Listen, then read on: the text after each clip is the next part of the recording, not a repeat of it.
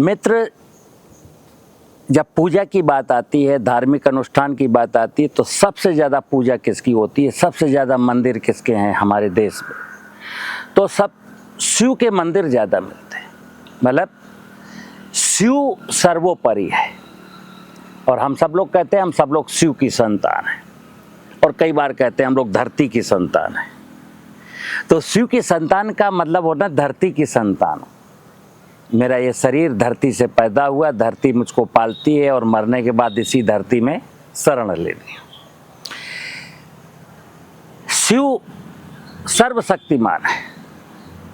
यूं तो शिव है, ब्रह्मा है, विष्णु है, सूरज है, आकाश है, पांचों देवताओं की अपने अपने महिमाएं हैं, और पांचों देवताओं के अलग अलग रोल हैं। धरती का रोल अलग है, पानी का ब्रह्मा है, विष्णु का रोल अलग है, वायुमंडल का यानी ब्रह्मा जी का रोल अलग है, शिव आकाश का भी अपना महत्व है, सूरज का भी महत्व। पंच महाभूत हैं ये।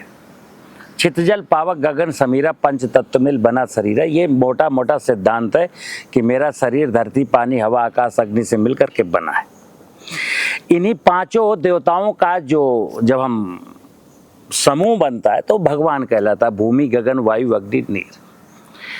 लेकिन चलिए, आकाश मुझसे बहुत दूर है या अनंत है, उसका मैं कुछ बिगाड़ नहीं सकता हूँ। वायुमंडलीय क्षेत्र हमसे बहुत दूर है, उसका मैं कुछ कर नहीं सकता हूँ। सूरज मुझसे बहुत दूर है, उसका मैं कुछ कर नहीं सकता हूँ। लेकिन हाँ, मैं ज़मीन में रहता हूँ और धरती में रहता हूँ, धरती में खेती करता हूँ, धरती के नीचे का पानी पीता हूँ, धरती के ऊपर खड़ी हुई वनस्पतियों से ऑक्सीजन लेता हूँ, धरती के ऊपर खड़ी हुई वनस्पतियों को मैं भोजन बनाता हूँ। विषय मित्र मेरा ये है कि विषय सिर्फ इतना है कि मेरा एक आदि पिता सदा शिव है, जो मैं कहता हूँ। दुनिया में लोग कुछ भी कहें शिव के बारे में, मैं क्लियर कहता हूँ, वेद सम्मत बात यही है कि धरती ही शिव है। धरती शिव है, और धरती के ऊपर ये जितनी भी वनस्पतियाँ आप देख रहे हैं ना, ये पार्वती है। जितनी भी वनस्पतियाँ खड़ी हैं, ये माँ पार्वती का स्वरूप हैं। इंसान का और धरती के समस्त जीवों का कारोबार यहीं से चलता है। 2 वक्त की रोटी का इंतजाम चाहे मेरा हो, चाहे भैंस का हो, चाहे बकरी का हो, चाहे शेर का हो, चाहे बंदर का हो, चाहे किसी चीज का हो, हर जीव का। हर जीव को कौन पालती है? माँ पार्वती तो पालती है। हर जीव को माँ पार्वती पालती है। और पार्वती कहाँ? पार्वती शिव के ऊपर है। अब मैं खेती को कहता हूँ दर्शन शास्त्र का विषय। और दर्शन क्या है मित्र? दर्शन का मतलब है मित्र कि भगवान ने, ईश्वर ने आपको आँख दिया है, कान दिया है, दिमाग दिया है। अपनी आँखों से ईश्वर की व्यवस्था को देखिए। दूसरे की आँख से क्यों देखते हैं? अपने कानों से इस ईश्वरी व्यवस्था को सुनिए, और अपने दिमाग से संपूर्ण ये जो माया है ना ईश्वर की, इसको समझने का प्रयास करिए। किताब में ईश्वर नहीं है, किताब में भगवान नहीं है, किताब में धर्म नहीं है। ध्यान रखना, किताब में ना धर्म है, ना भगवान है, ना ईश्वर है, ना संस्कृति है, ना सत्य है, ना सनातन है। अगर सत्य देखना हो तो अपनी आंखों से देखिए। चित जल पावक गगन समीरा पंच तत्व मिल बना शरीर। और भगवान के द्वारा रची गई माया देखनी है, 84 लाख योनियों की वनस्पति जगत, जीव जगत, तो अपनी आंखों से देखिए। दुनिया में कुछ नहीं है। दुनिया में जो कुछ भी है सब आपकी आंखों के सामने है। दुर्भाग्य है कि मैं अपनी आंखों से जो दिखता है उसको ठीक से नहीं देखता हूँ।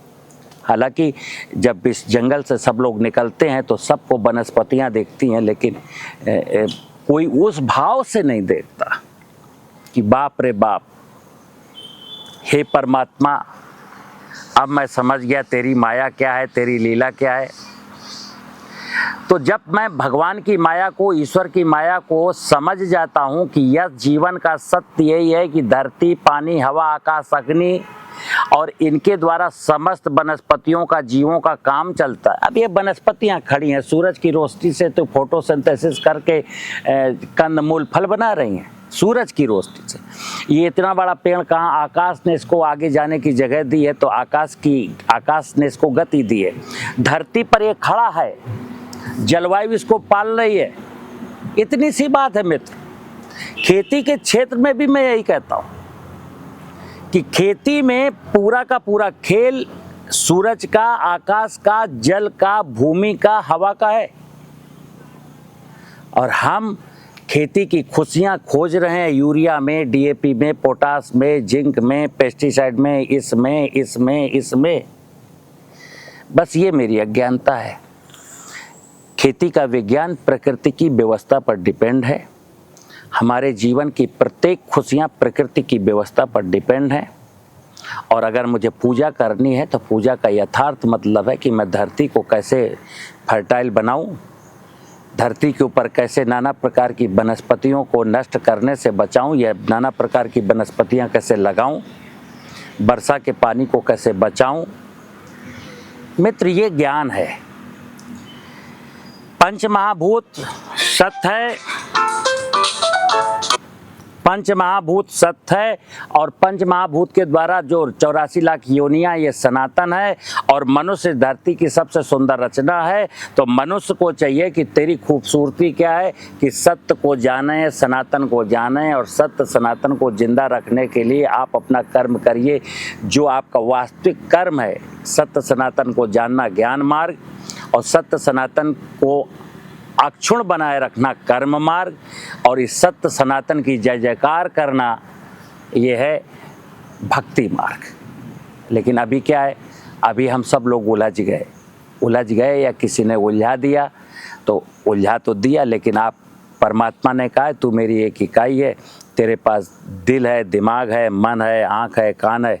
तू अपने आँख से, कान से, दिमाग से सोच कि इस संसार का सत्य क्या है। मित्र, सोचना शुरू करो, क्योंकि दुनिया में हाहाकार मचा हुआ है। अगर हाहाकार से बचना है तो मुझे सत्य जानना पड़ेगा, सनातन जानना पड़ेगा, और वास्तविक पूजा की ओर बढ़ना पड़ेगा। नमस्कार।